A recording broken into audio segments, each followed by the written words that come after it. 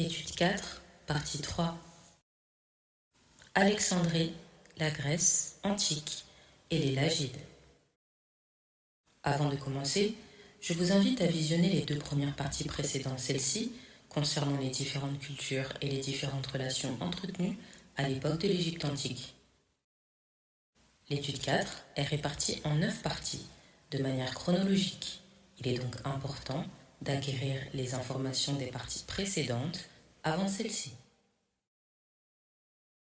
Également, je vous invite à visionner l'étude concernant les fondations de la famille et la maintenance de la communauté en Égypte antique. Cela vous permettra d'être plus apte à accueillir les informations de cette étude-ci.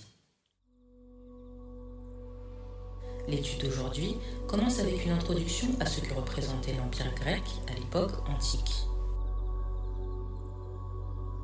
La Grèce antique est une civilisation de l'Antiquité développée en Grèce et dans la partie occidentale de l'Asie, puis à la suite de plusieurs phases d'expansion à Chypre, sur le pourtour de la mer Noire, en Sicile, en Italie du Sud, en Cyrénaïque, en Égypte, en Palestine, en Syrie, constituant des points d'implantation jusque dans les actuelles Espagne et France à l'ouest et jusqu'au territoire de l'actuel Afghanistan à l'est.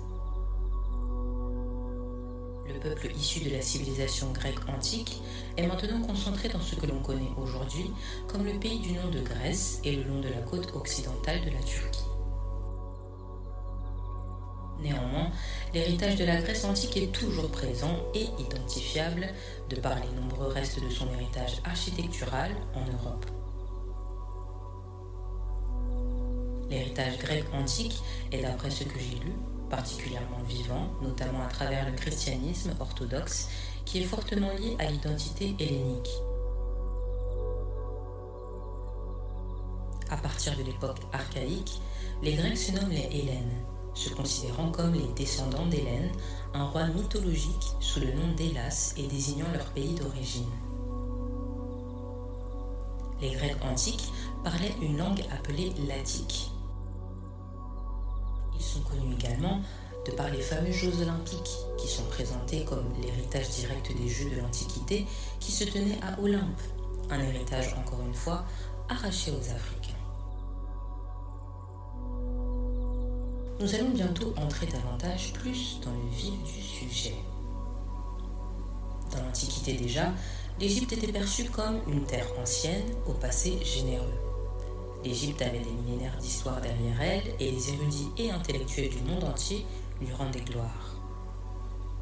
Hérodote écrit que l'Égypte était un don du Nil. Il ne faisait pas allusion directement aux crues annuelles qui donnaient du blé en abondance et avec régularité, mais il pensait au dieu du Nil, qui avait cette terre et qui l'avait voulu prospère. L'homme et la femme égyptienne étaient également connus pour leur grande maîtrise de l'agriculture et aussi pour la manière dont ils traitaient leurs récoltes.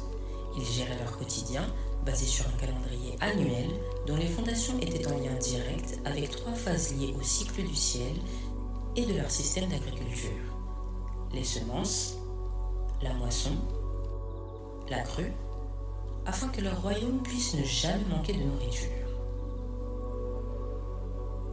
Une civilisation brillante s'était développée au temps des pharaons, la première grande civilisation que connut l'histoire de l'humanité jusqu'à nos jours. Leur savoir s'étant étendu sur des sujets sur lesquels beaucoup aujourd'hui se posent toujours des questions. Après plusieurs générations de batailles et de combats acharnés, dont nous allons parler dans quelques instants, Alexandre le Grand, aujourd'hui considéré comme l'un des plus grands stratèges militaires de l'histoire, au vu de ses nombreuses victoires, principalement obtenues dans la dictature et qui ont bouleversé l'ordre établi, créant un empire immense reliant l'Occident, l'Asie de l'Ouest et l'Orient. Il fonda de nombreuses cités, comme Alexandrie, située en Égypte, sur les côtes de la mer Méditerranée, qui ont servi de centre pour la diffusion de la langue et de la culture grecque, mais également la diffusion du savoir obtenu de terres étrangères à travers le temps. À noter, cette grande ère de la civilisation aura lieu à l'issue de son introduction aux connaissances des pharaons. Alexandre le Grand s'empara de l'Égypte sans trop de difficultés grâce à son organisation militaire, mais surtout de par le fait que les Égyptiens connus pour leur pacifisme, ne souhaitant plus coopérer et adopter leurs institutions et leur société aux étrangers, avaient déjà fui l'Égypte graduellement et de manière massive pour l'Afrique de l'Ouest, l'Afrique du Sud, l'Afrique centrale et d'autres pays lointains. Je vais aujourd'hui aller plus en profondeur quant à l'histoire qui nous a été contée et tâcher de partager des éléments importants auxquels nous devons avoir connaissance afin de mieux comprendre le quotidien et la réalité dans laquelle nous vivons aujourd'hui. Plusieurs sujets et moments clés seront partagés. Je vous prie d'être attentifs et surtout d'être patient et curieux. L'histoire de l'Égypte est longue et généreuse. J'espère vous inciter à faire vos propres recherches également. Soyez rassurés, le temps à visionner cette vidéo n'est pas perdu, il s'agit là d'un concentré d'informations très importantes. Bon visionnage et rendez-vous en fin d'étude pour l'annonce du thème de la prochaine étude de Black Code TV. En 331, Alexandre le Grand fonda Alexandrie comme capitale de l'Égypte, un lieu qu'il souhaitait culturel, un lieu d'éducation. Également centré sur l'import et l'export de produits vers la Macédoine, la Grèce, la Rome antique de l'autre côté de la Méditerranée, mais également par voie terrestre vers la Syrie, la Babylonie et l'Empire perse. Alexandrie contribua à préserver certaines anciennes connaissances et à les propager. Mais on peut comparer la manière dont ils ont procédé aux façons du colonisateur qui vole, qui fructifie ses trouvailles sans jamais mentionner l'origine de celle-ci, et tout cela dans la plus grande des violences. Un des lieutenants d'Alexandre le Grand s'installa donc à Alexandrie et créa une dynastie, les Lagides, d'origine principalement grecque. Il garda certains dogmes et traditions des pharaons, et ses souverains adoptèrent également ces traditions. À des kilomètres d'Abydos et de Thèbes, on pourrait presque parler d'usurpation. La dernière dynastie de pharaons sera connue comme adepte de l'assassinat au sein de la famille, en éliminant un frère, une mère ou même un fils, le pharaon en place entend régner sans partager sur l'Égypte. Alors que durant les premières années du règne de la dynastie Lagide, les pharaons étaient populaires et contribuaient à la grandeur de l'Égypte, les derniers d'entre eux étaient faibles et souvent détestés par le peuple. Leur impopularité ne fera que les convaincre davantage que tuer les membres de leur famille est la seule solution pour ne pas être renversés, voire assassinés eux-mêmes. Émerge l'idée que, pour avoir une dynastie pure, il faut que le pharaon épouse la femme la plus digne de lui. Ainsi, les unions consanguines, consommées, prennent place au sein de la famille royale et finiront par faire émerger des maladies génétiques telles que des malformations physiques, des retardements mentaux, etc.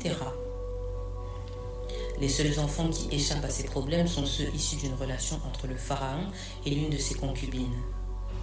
Malheureusement, les héritiers, bien que de sang royal, ne sont pas considérés purs et peinent à succéder au pharaon.